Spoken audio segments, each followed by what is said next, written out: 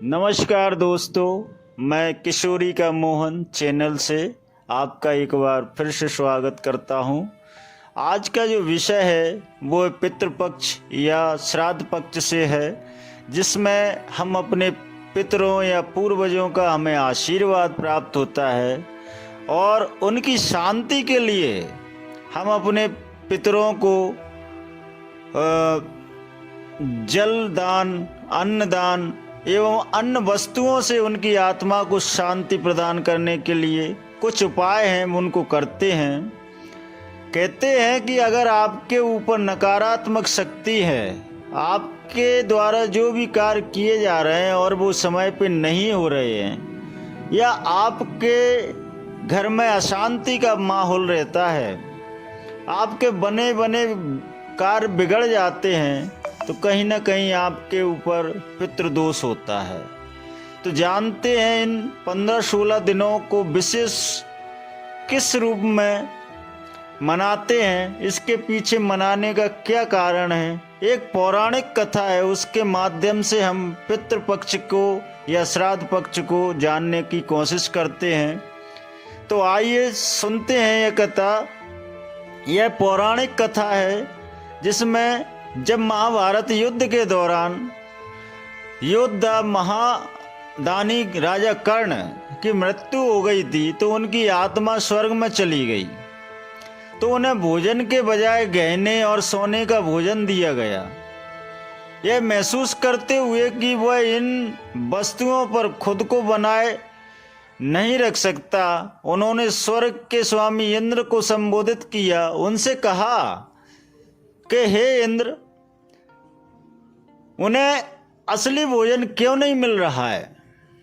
भगवान इंद्र ने तब उन्हें बताया क्योंकि उन्होंने इन वस्तुओं को अपने पूरे जीवन भर दान दिया, लेकिन उन्होंने कभी भी अपने अन्न का दान नहीं दिया, पूर्वजों को कभी भी भोजन दान नहीं किया। जिस पर कर्ण ने उत्तर दिया कि वह अपने पूर्वजों से अवगत नहीं था। इस तर्क को सुनकर इंद्र 15 दिन की अवधि के लिए कर्ण को पृथ्वी पर वापस जाने के लिए सहमत हो जाते हैं और कर्ण पृथ्वी पर 15 दिन के लिए आ जाता है। जैसे ही कर्ण पृथ्वी पर वापस जाने के लिए सहमत होते हैं ताकि वह अपने पूर्वजों को स्मृति में भोजन बना सके तथा उनका दान कर सके, समय की अवधि जिसे अब हम पितृपक्ष या श्राद्ध पक्ष के रूप में जानते हैं। दूसरे रूप में कहें तो इसको कर्ण के दिन के रूप में भी जाना जाता है। तो जब पितृपक्ष या श्राद्ध पक्ष करने से क्या होता है, इन सारी चीज़ों को हमें बारीकी से जानना चाहिए। कुछ लोग इसको मिथ्या या झूठ के रूप में जानते हैं, लेकिन वास्तविक रूप में यह हमारी आत्मा की शांति, हमारे पूर्वजों की शांति के लिए बहुत आवश्यक होता है। पितृपक्ष के दौरान एक अनुष्ठान किया जाता है। इस अनुष्ठान की यह विशेषता होती है कि व्यक्ति से दूसरे व्यक्ति में भिन्न हो सकती है, लेकिन आमतौर पर यह 3 घटकों को जोड़ती है। वह घटक कौन कौन से होते हैं कि पहला हिस्सा होता है पिंडदान का। पूर्वजों को पिंड का प्रसाद दिया जाता है। पिंड यानी चावल की गेंदें होती हैं, जिनको हम गेंदों का रूप देकर बनाते हैं। आमतौर पर बकरी के दूध या घी, चीनी, चावल, शहद और कभी कभी जौ से बनती हैं। दूसरा भाग होता है तर्पण। तर्पण यानी कुसा की घास, जौ, आटा और काले तिल के साथ मिश्रित जल को चढ़ाया जाता है। और अंतिम हिस्सा होता है ब्राह्मणों को भोजन खिलाना। ब्राह्मण पुजारियों को भोजन दान देने से उनके पवित्र शास्त्रों को पढ़ना शुभ माना जाता है। कहते हैं कि ब्राह्मणों को अगर आप दान करते हैं, भोजन कराते हैं, तो वह आपके पूर्वजों को बड़ा सुख एवं शांति प्रदान होती है, जिससे आपके पूर्वज प्रसन्न होते हैं और आपके ऊपर आशीर्वाद रूपी सारे धन सुख संपत्ति की वर्षा करते हैं। पितृपक्ष के दौरान हमें किन चीजों से बचना चाहिए, यह भी आवश्यक है। पितृपक्ष के दौरान हमें अपने शरीर को शुद्ध रखना चाहिए। मांस, शराब आदि इन चीजों को परित्याग करना चाहिए। एक ब्रह्मचार्य का जीवन जीना चाहिए एवं समस्त अशुद्ध वस्तुएं, प्याज, लहसुन आदि इन सब से दूर रहना चाहिए। तामसिक वस्तुओं का सेवन नहीं करना चाहिए। किसी से लड़ाई झगड़ा नहीं करना चाहिए। शांति में अपने समय को व्यतीत करना चाहिए। प्रत्येक मास की अमावस्या को पितरों की शांति के लिए पिंडदान या श्राद्ध कर्म किए जा सकते हैं, लेकिन पितृपक्ष में श्राद्ध करने का महत्व तो अधिक माना जाता है। मैं आपको पहले भी बता चुका हूँ कि यह 15 दिन राजा कर्ण के द्वारा मांगे हुए दिन हैं, जिन्होंने अपने पितरों की शांति के लिए पृथ्वी पर पुनः आकर उनको अन्न दान दिया, जिससे उनकी आत्मा को शांति मिल सकी। शास्त्र सम्मत विचार यह है कि जिस पूर्वज पितरों या परिवार के मृत सदस्य परलोक गमन की तिथि को याद रखा जाता है और जिस तिथि को वो उनके पितृ परलोक से धार जाते हैं, उसी दिन को पितृपक्ष मनाया जाता है। सर्वपितृ अमावस्या इसलिए कहा जाता है कि समय से पहले योनि जिन परिजनों की किसी दुर्घटना अथवा सुसाइड आदि से अकाल मृत्यु हो जाती है, उनका श्राद्ध चतुर्दशी तिथि को किया जाता है। पिता के लिए अष्टमी तो माता के लिए नवमी तिथि श्राद्ध करने के लिए उपयुक्त मानी जाती है।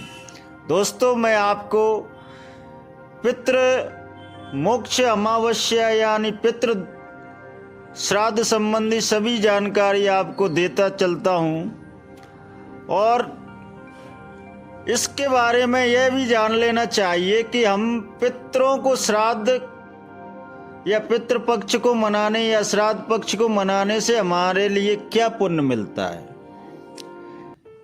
इस बात का ध्यान रखें कि पितृपक्ष में जो भी व्यक्ति अपने पूर्वजों को याद करता है या पूर्वजों के नाम से श्राद्ध करता है, उसके बड़े से बड़े दुख और कलेश दूर होने लगते हैं।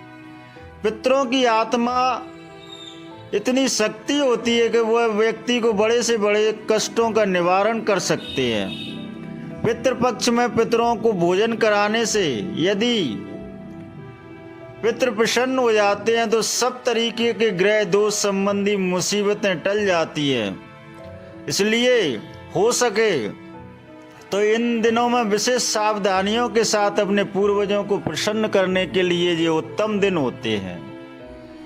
पितरों की शांति एवं उनके आशीर्वाद प्राप्त करने के लिए हमें पितृ मोक्ष शांतिदायक श्राद्ध अवश्य करना चाहिए। पितृ अमावस्या के दिन या पितृदोष से बचने के लिए हमें क्या करना चाहिए, इन चीज़ों के बारे में भी हमें यह जानना आवश्यक है कि किसी व्यक्ति को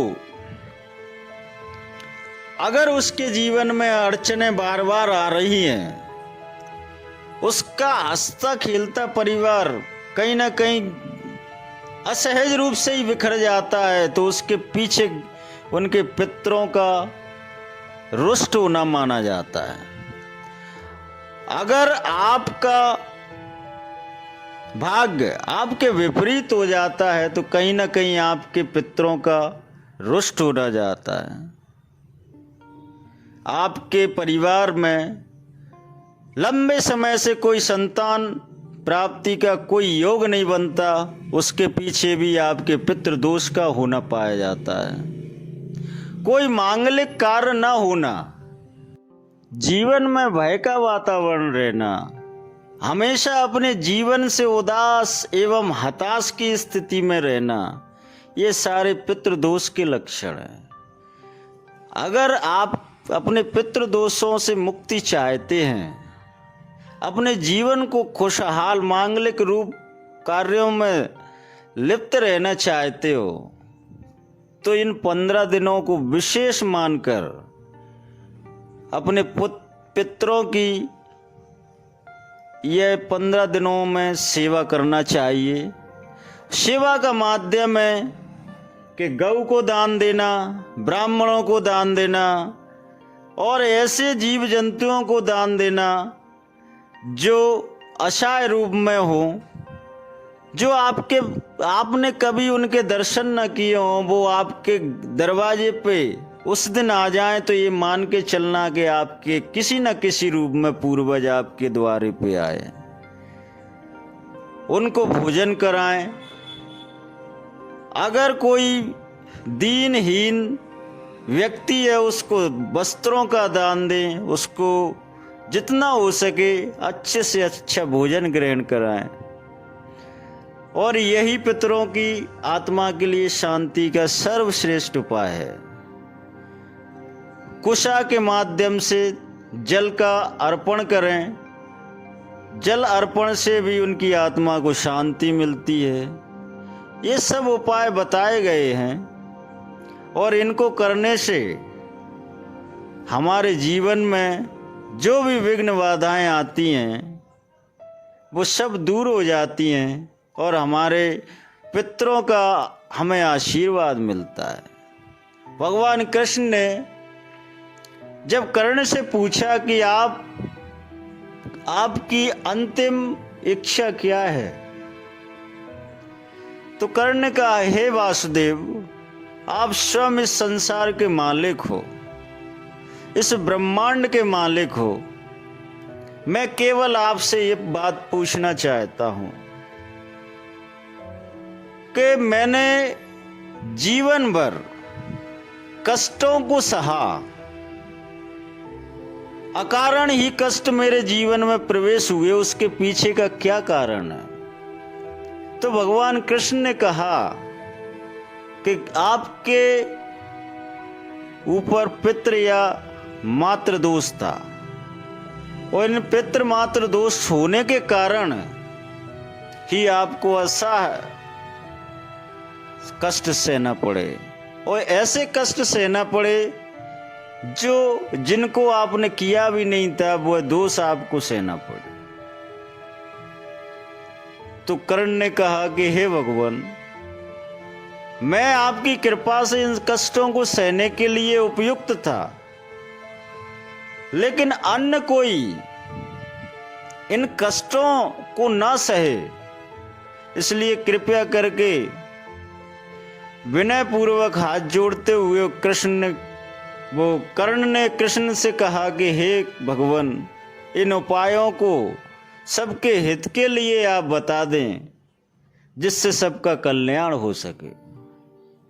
भगवान कृष्ण की आज्ञा अनुसार इंद्र ने कर्ण को आदेश दिया कि आप पृथ्वी पर जाएं और 15 दिन अपने पितरों को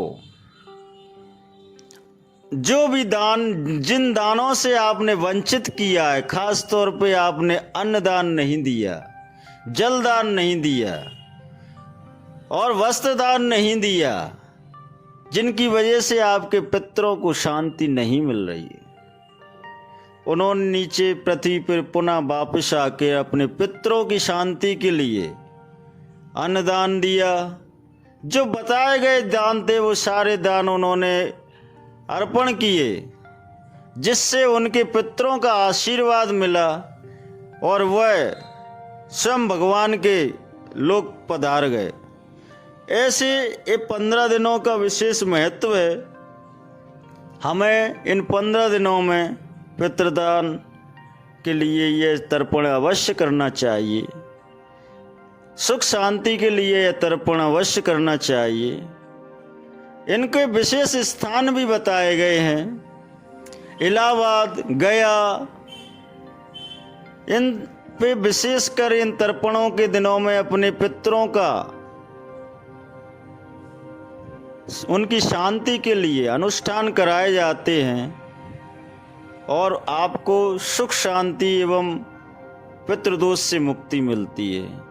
तो दोस्तों, यह विशिष्ट दिनों का महत्व मैंने आपके सामने उजागर किया, आपको बताने का प्रयास किया। अगर आपको मेरे बताई गई जानकारी से आप संतुष्ट हैं तो मेरे चैनल किशोरी के मोहन को लाइक करें, सब्सक्राइब करें। धन्यवाद।